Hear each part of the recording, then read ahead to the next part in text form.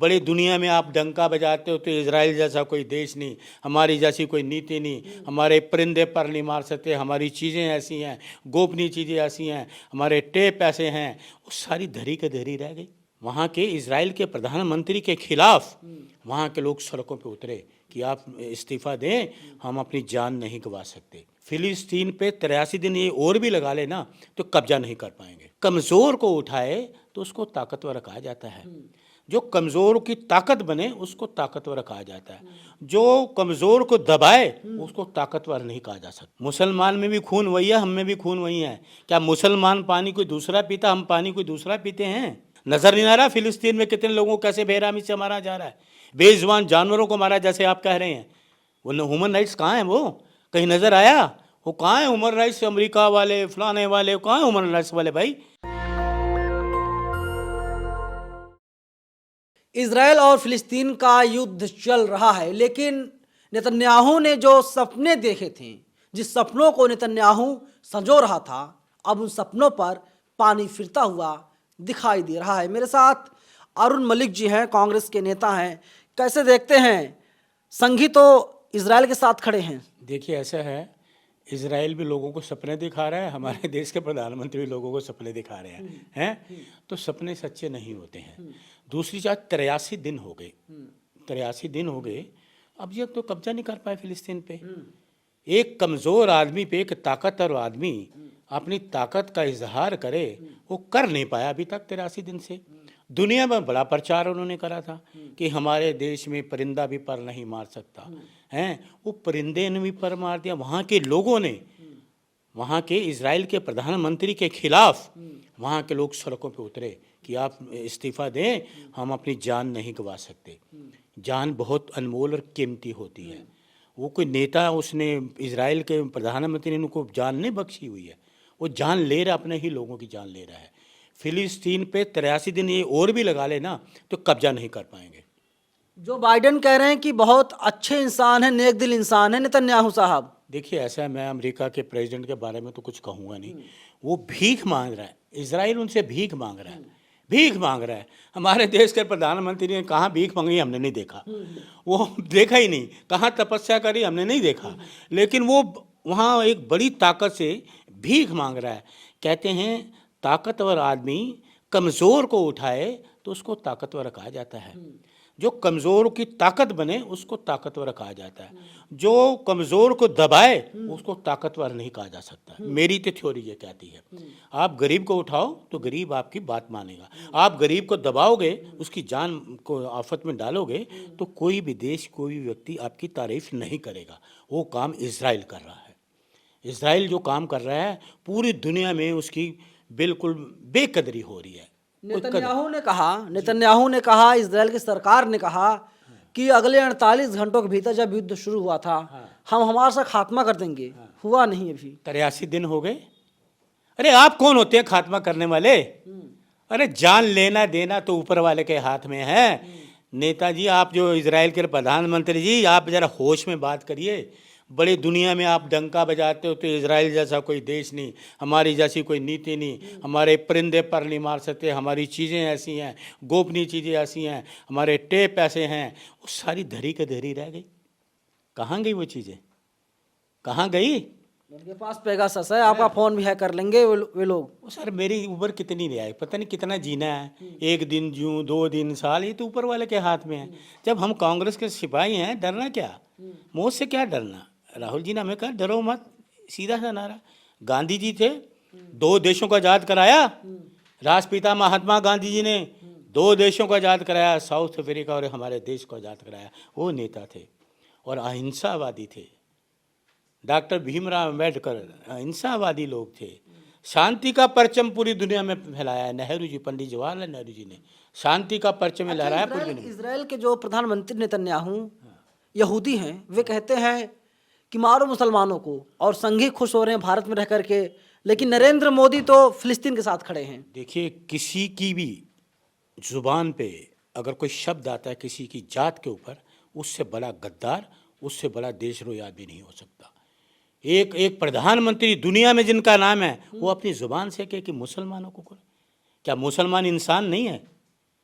मुसलमान में भी खून वही है, हम में भी खून वही है। क्या मुसलमान पानी कोई दूसरा पीता, हम पानी कोई दूसरा पीते हैं? अरे जो कुदरत ने दिया वही तो पानी है, उसने भेदभाव नहीं किया। तो आप कौन होते हो भेदभाव करने वाले? कौन हैं आप मारने वाले? आपने जन्म दिया है, वो ऊपर वाले के हाथ में है। सुरेश चव्हाणके ने कहा यहूदी यादव हैं। कौन सूर्य, कौन सा चैनल वाला? सुदर्शन न्यूज के मालिक। अरे उनका तो नाम भी मत लीजिए। नफरत फैलाने वाला चैनल, नफरत फैलाने वाला। क्या करा उन्होंने देशभक्ति के लिए आज तक उस चैनल ने? क्या करा उस सुरेंद्र जो है?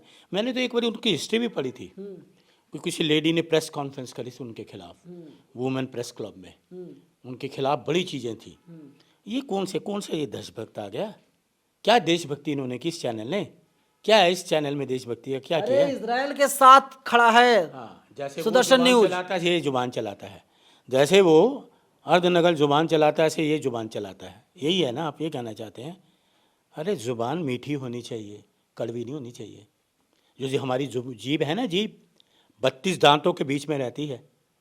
राक्षस हैं 32 दांत हमारे, लेकिन अपनी होशियारी से, अपनी चालाकी से ये जीभ रहती है। मीठा भी बोलती है, कड़वा भी बोलती है, मीठा स्वाद भी लेती है, कड़वा स्वाद भी लेती है। तो जो जीभा है ना, इसको कंट्रोल में रखें। वो वहाँ वहाँ के इजराइल के प्रधानमंत्री हैं, जुबान पे कंट्रोल रखें।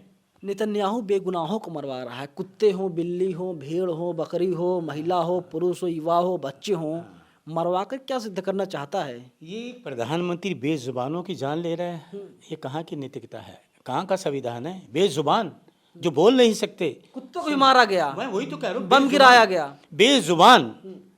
और कुत्ता सबसे वफादार होता है। कुत्ता इंसान का वफादार होता है, जिसकी रोटी खाता है उसको काटता नहीं है। और बेजुबानों के लिए वो इस तरह की बात करें तो वो प्रधानमंत्री का कौन के गए दुनिया के पहले ताकतवर है? तमाम लोग कह रहे हैं जिस तरीके से लोगों को मारा जा रहा है, बेगुनाहों को, जो इनोसेंट हैं, सिविलियन हैं, उसी तरीके से नेतन्याहू को मारा जाए। आप कैसे देखते हैं कि किस तरीके से नेतन्याहू को सजा दी जाए? देखिए ऐसा है, जो कहते ना, जो किसी का बुरा करेगा ना, उसका अपना बुरा ही होता है।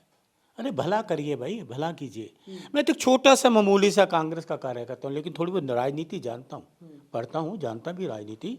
लेकिन मैं विदेश नीति में बहुत कम ही हूँ। लेकिन इतनी सी समझ तो हमें है कि कौन गुनहगार है, कौन गुनहगार नहीं है। एक गरीब बस्ती पे तुम कब्जा करोगे, एक बस्ती को उड़ा दोगे बमों से, किस बात के विनाश है भाई? वो कहाँ है आज ह्यूमन राइट्स कमीशन? दुनिया का बहुत बड़ी बड़ी बातें करते हैं, जहाँ कुछ हो ह्यूमन राइट्स कमीशन। कहाँ सोया हुआ ह्यूमन राइट्स कमीशन? नज़र नहीं आ रहा फिलिस्तीन में कितने लोगों को कैसे बेरहमी से मारा जा रहा है, बेजुबान जानवरों को मारा जैसे आप कह रहे हैं। वो ह्यूमन राइट्स कहाँ है? वो कहीं नज़र आया? वो कहाँ है ह्यूमन राइट्स? अमेरिका वाले, फलाने वाले, कहाँ है ह्यूमन राइट्स वाले भाई? कहाँ है? मुझे तो उनको कोई नज़र ही नहीं आ रहे ह्यूमन राइट्स। इतना कुछ हो रहा है, कहाँ छुप गए? बिलों में चले गए क्या? डरपोक हैं या आप क्या मांग करते हैं? आप क्या मांग करते हैं? किस प्रकार की सजा नेतन्याहू को दी जाए? देखिए जी, मैं तो कौन होता हूँ सजा देने वाला? मैं तो इंसान, हम लोग इंसान हैं, इंसानियत बस। इंसान हूँ, मैंने आपको बताया, इंसान, हमारे ज़्यादा में इंसानियत है। युद्ध नहीं होना चाहिए। वो मरे, चाहे फिलिस्तीन में मरे, चाहे उनमें मरे, तो नुकसान तो दोनों को है, दोनों परिवारों का है। एक आदमी किसी घर से चला जाता है तो उसके घर का पूछिए ना क्या हाल होता है, वो उसके घर का व्यक्ति जानता है। 17 दिन की बच्ची को मार दिया गया, तो कितना बुरा है ये बताइए। दोषी रही होगी, गुनहगार रही होगी। 17 दिन की बच्ची, 17 साल की बच्ची, 17 दिन की, 17। देखिए हम तो उसमें, हमारे मुल्क में तो उसको कन्या कहा जाता है, कन्या कहा जाता है, देवी का अवतार कहा जाता है, देवी का अवतार कहा जाता है कन्या को। और कहते हैं हमारे जो संस्कार हैं कि जिस घर में कन्या पैदा हो जाए ना, तो दरिद्रता दूर हो जाती है, गरीबी दूर हो जाती है। हमारे देश के संस्कार है, जिस घर में लड़की पैदा हो जाए वहाँ लक्ष्मी का वास होता है। ये हमारे देश की बात है। और वो इस देश की 17 दिन की लड़की को मारे, इससे बड़ा गुनाह क्या होगा? दुनिया देखो, ह्यूमन राइट्स को पूछो, उस 17 दिन की लड़की को मारो, कहाँ है? आपका कोई नोटिस गया कहीं? 17 दिन 83 दिन हो गए युद्ध करते, ये जीत नहीं पाएंगे, कब्जा नहीं कर पाएंगे। चलिए, इजराइल कब्जा नहीं कर पाएगा फिलिस्तीन पर और ना ही हमास को ख़त्म कर पाएगा, साफ तौर पर कांग्रेस नेता अरुण मलिक कह रहे हैं। लेकिन इतना ज़रूर है कि इजराइल के जो प्रधानमंत्री नेतन्याहू डरे हुए हैं, युवाओं को जेल भेज रहे हैं। जो युवा कह रहा है कि मुझे IDF में शामिल नहीं होना, मुझे सेना में शामिल नहीं होना है, उन लोगों को जेल भेजने का काम नेतन्याहू द्वारा लगातार किया जा रहा है, क्योंकि इजराइल की सेना ही अब लड़ाई लड़ने के लिए तैयार नहीं है। वो कह रही है कि हिंसा का समाधान हिंसा से कभी नहीं हो सकता। पूरी बातचीत पर आप हमें अपनी राय कमेंट बॉक्स में ज़रूर बताइएगा। शुक्रिया। नेशनल दस्तक की आपसे गुजारिश है कि अगर इसको बचाना चाहते हैं तो नेशनल दस्तक को सब्सक्राइब करने के लिए रेड कलर के सब्सक्राइब बटन को दबाएं, फिर बेल आइकन की घंटी दबाएं। नेशनल दस्तक को बचाने के लिए बहुत ज़रूरी है कि हर खबर को शेयर करें, लाइक करें, कमेंट जरूर करें।